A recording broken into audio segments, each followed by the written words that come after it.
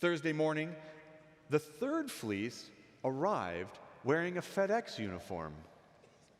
I was upstairs in the rented house I shared with 6 other guys when the doorbell rang.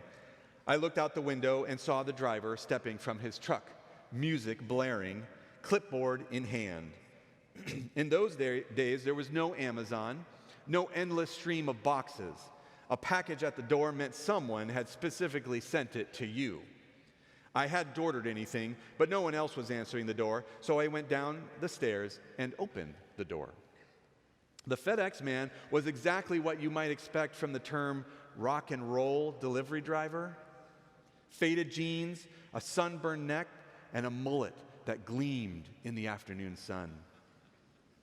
As I signed the delivery slip, he glanced over my shoulder toward the cluttered living room and asked casually, "So, all you guys studying to be doctors and rock stars, huh?" I gave a polite laugh. "Sometimes," I said, "I think it'd be better to be a rock star." He paused, and when he spoke again, his tone changed.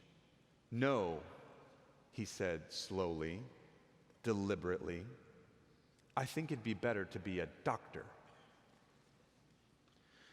At that moment, the air shifted. The sound of his radio faded behind us. For a moment, we just looked at each other. His eyes bright with something that didn't belong to the moment. Mine were confused and searching. Then, with a smirk, he handed me the box, climbed back in his truck, and drove away. I shut the door, set the package on the table, and tried to shake the unease that followed me up the stairs.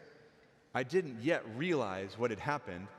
It was just an odd encounter, a curious remark from a stranger. But for me, something happened. That afternoon, biking to class, the memory of his words returned with sudden force. I can tell you exactly where I was on that road when it struck me, because my spine tingled as though electricity had passed through me. That was no ordinary messenger. The man had delivered more than a package. He had delivered an answer. And before I could argue with myself about angels and coincidences, a quiet certainty settled in. God had spoken to me.